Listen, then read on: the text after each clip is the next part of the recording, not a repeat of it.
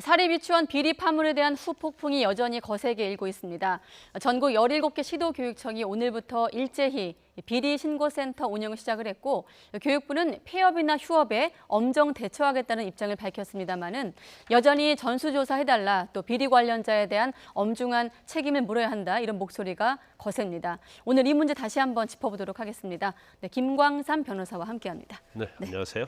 자, 이런저런 이제 여쭤볼 텐데 먼저 짚어야 될 문제가 지금 유치원 비리 명단 공개 이후 사실 보셨겠지만 한유총 그 사립유치원 연합회 아니겠습니까? 반발이 거셌고 법적 공방하겠다 이렇게 좀 으름장을 놓은 게 사실이었는데 좀 이유가 있었어요. 네. 이번에 그 으름장을 놓은 임원들의 일부가 이 비리 유치원 명단에 들어가 있는 거죠. 그래서 당연직 이사로 한 6명 정도 들어가 있고요. 네. 그다음에 지역이사 1명, 중앙이사 1명. 그래서 이제 전체적으로 한 10명 정도 들어가 있다고 그럽니다. 네. 그래서 물론 뭐 한유총 입장에서는 뭐 전체 이익을 대변하기 위해서 뭐 강경되게 할 수도 있겠죠. 또 네. 만약에 그 명단 자체에 그쪽이 주장하는 것은 뭐 무혐의를 받았다거나 죄가 안 되는 사람도 상당히 있고, 또 재판에 가서 이제 승소한 사람도 있기 때문에 그 사람들까지 다 이걸 공개하는 것은 문제가 있다. 그 지적은 뭐 옳을 수도 있습니다. 예. 그렇지만 그 밖의 부분에서 너무 강경하게 대응해서 왜 저렇게 강경 대응할까? 오히려 사과가 좀 전제가 되지 않느냐. 이제 그런 국민의 목소리가 많았는데, 지금 이번에 그 명단을 보면 한 10명 가까이 임원 중이 비리와 관련된 그런 유치원 원장 설립자 관계인이었다. 네. 이런 것들이 지적되니까, 그러면 전체 이익을 대변하기 위해서 이런 게 아니고 자기 이익을 대변하기 위해서 이렇게 강경 대응을 한 것이 아니냐. 네. 이런 이제 비난의 목소리가 있는 거죠. 좀 어떻게 보면 좀 부끄러운 민낯으로 보이기도 합니다. 자, 그리고 지금 또 다시 계속해서 이제 불거지고 있는 문제가 지원금과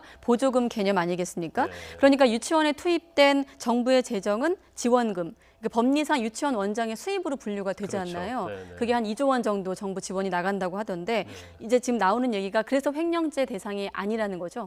이게 전에도 이제 보조금으로 해야 한다는 그런 주장이 꽤 있었어요. 예. 근데 이제 그거 아마 유치원 한유총 측에서는 이제 반대를 했던 것으로 알고 있습니다. 그래서 이게 만약에 지원금으로 가게 되면 그 지원금 자체가 어린이 유치원에 그게 그 어떤 예산에 포함되기 때문에 이걸 어떻게 쓰느냐는 이제 본인의 재량이라고 볼 수 있는 거죠. 네. 그러면 이거에 대해서 어떤 횡령이랄지 이번에 나타난 것처럼 여러 가지 뭐 개인적인 물품, 생활비를 쓴다 하더라도 이걸 횡령으로 처벌할 수가 없어요. 그렇지만 이걸 만약에 보조금으로 전환하면 네. 이제 보조금에 대한 법률이 있습니다. 그러면 그 보조금에 대한 법률에 의해서 처벌받을 수도 있고, 보조금 자체는 본인의 돈이 되는 게 아니거든요. 그러면 횡령죄로 처벌할 수 있기 때문에 지금 이제 유치원 중에서 개인으로 하는 유치원은 유아교육법에 적용을 받고요. 네. 그다음에 법인을 설립해서 유치원을 경영하게 되면 이건 사립학교법에 해당이 됩니다. 그래서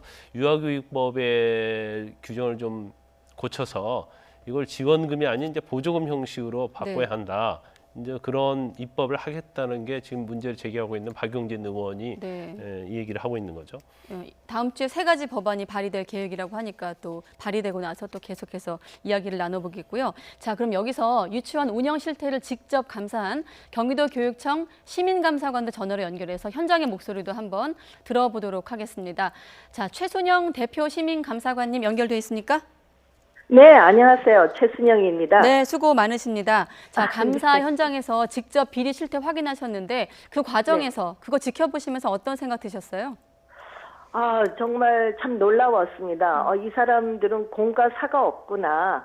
그래서 갑자기 큰 돈이 생기다 보니 이 돈을 어떻게 쓸 줄을 모르는 것 같았습니다. 네. 중요한 거는 누리과정은 엄연히 국가가 교육에 쓰라고 지원을 한 거거든요. 예. 근데 교육에 쓰지 않고 예를 들어서 성인용품이나 뭐 명품 가방, 아파트 관리비 이런 것들이 어떻게 교육하고 연관될 수 있겠습니까? 예. 누가 보더라도 사적으로 쓴 걸로밖에 생각이 안 들죠. 그래서 네. 이런 것들을 우리가 지적을 많이 해냈습니다. 네, 직접 그 비리 실태 보시면서 뭐 앞서 말씀하신 성인용품 구매 내역도 있었고 뭐 관리비 내역도 있었지만 혹시 알려지지 않은 것들 좀 소개해 주실 거 있으세요?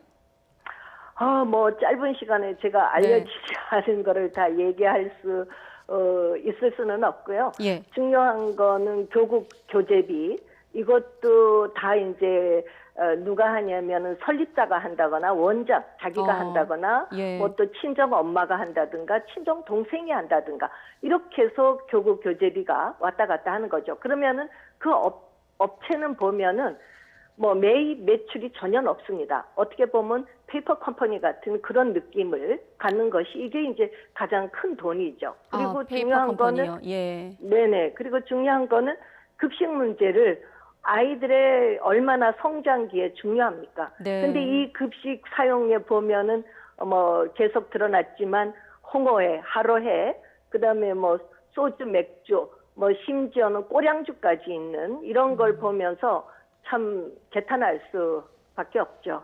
네, 직접 보시면서 개탄할 수밖에 없었다 이런 말씀하셨는데 어쨌든 뭐 뒤늦은 감은 있습니다만 17개 시도교육청에서 오늘부터 일제히 비리 신고센터 운영 시작을 했습니다. 일부 제보도 들어오고 있다고 하던데요. 제가 뉴스하기 네. 전에 한번 확인을 해봤는데 실효성이 있을까요? 저는 뭐 늦기는 했지만 환영합니다. 그리고 지금 뭐 여기저기서 학부모들이 많이 들고 이제 항의하는 걸로 알고 있습니다. 저희들이 이거를 감사할 때 예. 학부모들이 이걸 알았으면 좋겠다. 저는 그게 학부모들이 알아야지만 내가 낸 돈을 우리 아이한테 어떻게 그 교육에 쓰여졌는지를 네. 알아야 되지 않겠습니까? 그거는 예. 알 권리인 거거든요. 근데 이 알릴 길이 없었거든요. 근데 이번에 언론을 통해서 이제 알려줬고 학부모들은 내가 낸 돈이 제대로 쓰여지지 않은 거에 대해서 항의하는 거고 저는 신고가 많이 할 거라고 생각하고요. 교육부가 뒤늦게나마 이렇게 신고를 받고 근본적인 해결을 찾아야 되는 것에 대해서는 적극적으로 환영합니다. 네, 이번 비리가 이제 드러나면서 전수조사 얘기도 많이 나오고 있거든요. 그런데 네. 저희가 이제 보도로 확인을 해보면 전수조사하기에는 또 인력도 부족하고 또 시간도 많이 그렇죠. 걸린다 이런 얘기가 나오고 네네. 있는데 어떻습니까? 감사관으로서 어떤 점들이 좀 현실적으로 보완이 돼야 할까요? 저는 두 가지를 다 했으면 좋겠어요. 중요한 거는 감사에서 비리를 잡는다라는 거는 한계가 있습니다. 이게 경기도만 하더라도 1,100여 개 되는 거를 어떻게 그걸 다 감사로 통해서 하겠습니까? 근본적인 문제는 이게 재무회계의 규칙을 어떻게 정리를 해서 그다음에 이런 것들 에듀파인 이런 게 이미 교육부에 구축이 돼 있는데 네. 거기에 어떻게 적용을 시킬 것인가 이런 투명성을 가지고 학부모들이 언제든지 볼 수 있도록 지금 현금을 내면 현금 영수증을 해주지 않습니다. 예. 그러니까 이런 것들을 철저하게 하도록 하고 그다음에 이제 학부모들도 그걸 통해서 인터넷을 통해서 보면서 관리 감독도 되고 알림장도 제대로 좀 보고 이런 것들을 하면서 그다음에 이제 교육부가 정말 돈을 지원을 했는데 교육에 제대로 썼는지 네. 이런 걸 관리 감독을 통해서 다시 감사를 하고 이렇게 하는 것이 저는 맞다고 생각을 합니다. 네, 고맙습니다. 네, 현장에서 직접 보셨던 내용 말씀해 주셔서 좀 이해가 좀 잘 되었던 것 같습니다. 네, 경기도교육청 최순영 시민감사관 대표 감사관이었습니다. 고맙습니다. 네, 감사합니다. 네, 지금 뭐 감사관님도 연결해 보고 또 저희 아까 차정윤 기자 리포트를 보니까 또 쌈짓돈, 원장의 쌈짓돈으로 적립식 보험금을 쌓기도 하고 이런 것을 지켜보면서 이제 학부모들이 분노가 쌓였었는데 이제는 그 분노가 불안감으로 또 번지고 있어요. 왜냐하면은 이렇게 반발하는 목소리가 커지니까 유치원에서는 폐원하겠다, 휴원하겠다 이렇게 협박 아닌 협박을 하고 있거든요. 어떻습니까? 예. 원칙적으로 이제 폐원이라는 휴업을 하면 이건 사실은 그 원화 입장에서 보면 엄청난 치명적인 거 아니겠어요? 그리고 사실 이것은 이제 교육권 침해라고 볼 수가 있어요. 그래서 지금 폐원과 관련해서는 현행 유아교육법에 의하면 인가를 받도록 되어 있습니다. 네. 그래서 인가를 받지 않고 폐원을 하면 결국은 처벌을 받을 수 있게 돼 있거든요. 예. 그리고 폐원을 하는 절차는 이제 폐원 신청서를 내야 하고요.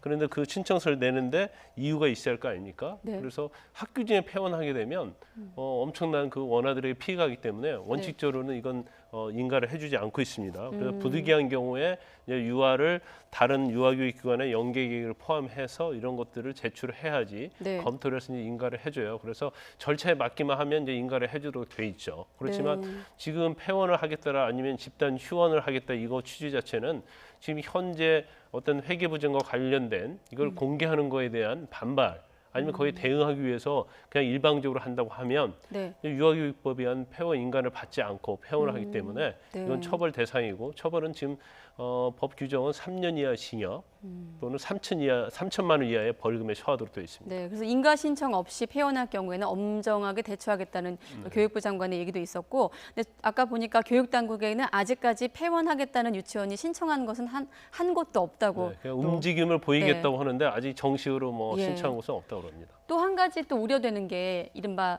뭐 병원 같은 경우도 그런 경우가 있던데 간판갈이라고 하죠. 폐업을 네네. 하고 문을 닫은 다음에 다시 문을 여는 경우가 있는데 이걸 좀 원천 봉쇄할 방법은 그것도 없을까요? 이제 법이 개정이 돼야죠. 그래서 아까 말씀드린 것처럼 이제 유아교육법이나 이제 사립학교법이 개정이 돼야 하는데 일반적으로 회계비리로 만약에 부정 행위가 적발이 돼서 네. 그 설립자, 이제 법인 설립자나 원장이 만약에 처벌을 받는다랄지 아니면 감사에 지적돼서 이제 징계를 받으면 적어도 몇 년 동안은 하지 못하도록 하는 이제 그런 규정이 좀 있어야 하고요. 그다음에 또 이런 부분이 있을 수 있죠. 그 유치원이라는 게 이게 네. 사업체가 아니거든요.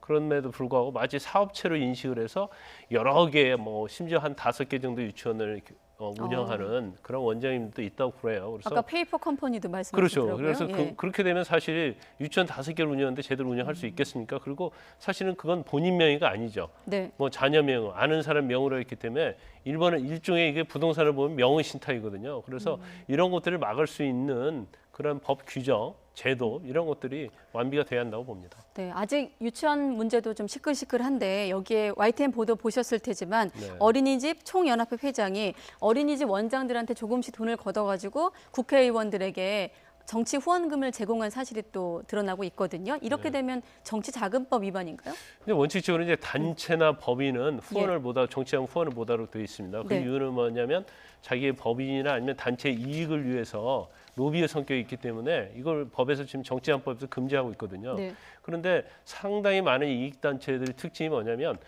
자기들이 직접 그 단체 명의로 정치자금을 제공할 수 없으니까 개별적으로 정치자금 후원을 하도록 하는 거죠. 네. 그런데 만약에 어느 집단을 단체에 소속돼 있는 사람이 나는 어느 국회의원에게 후원을 하고 싶다 해서 개별적으로 후원하는 건 아무 문제가 없어요. 그런데 그 단체나 법인에 소속된 사람들이 일괄적으로 네. 자기 단체와 이익과 관계되는 그런 상임위에 있는 그런 의원에게 집중적으로 그걸 했다고 한다면 이건 실질적으로 단체나 법인명으로 정치자금 후원하지 않았다 하더라도 예. 이건 일종의 이제 탈법이라 볼 수 있는 것이죠. 그래서 예. 이게 단순한 정치자금의 성격으로 볼 수 있느냐 아니면 로비냐 뇌물의 성격으로 볼 수 있지 않느냐 이제 그런 논란이 있을 수 있습니다. 네, 그래서 경찰도 후원금 모금과 정치권의 전달이 이게 관행적이었나 반복적이었나 이 부분을 살펴보기로 했다고 하던데 아무래도 좀 관건은 돈의 성격을 좀 규명하는 것이겠죠? 그렇죠. 돈의 성격이고 모집 과정. 그리고 그 당시에 이제 그게 아마 제가 알기로는 2013년도 5년 전의 네. 일로 알고 있는데 그 당시에 뭐 아동 학대랄지 그렇지 유치원 경영과 관련된 규제 이런 것들을 해야 한다는 목소리가 굉장히 높았거든요. 그래서 어떤 유치원을 경영하는 데 있어서 유리한 법안을 통과를 시키고 예. 불리한 법안은 이제 막으려는 그런 의도에서 과연 이런 정치장을 모집해서 이걸 후원을 했는지 이제 그 부분을 경찰에서 잘 수사를 해야겠죠. 그래서 네. 모집 과정 그리고 그 모집된 금액이 한 4,700인데 목표는 4,700이라고 합니다. 네. 근데 사실은 개별적으로 후원하게 하려고 하면 모집 금액이 없어야 하잖아요. 그래서 4,700이라는 목표를 설정을 했기 때문에 이건 실질적으로는 단체 후원을 볼 수 있지 않느냐. 네. 그런 다음에 정치자금법 위반이 될 수 있는 여지가 있을 수 있는 거죠. 네, 그 부분에 대한 수사도 좀 지켜봐야 되겠고 내일 모레죠. 21일에는 비대위를 꾸린 동탄 학부모들이 직접 나서서 규탄 대회도 열 예정이라고 하니까 저희가 또 이 목소리도 전달을 해드려야겠고 앞으로 수사라든지 교육부 방침 등 새로 나온 대책들도 전달하도록 하겠습니다. 네, 김광삼 변호사였습니다. 고맙습니다. 네.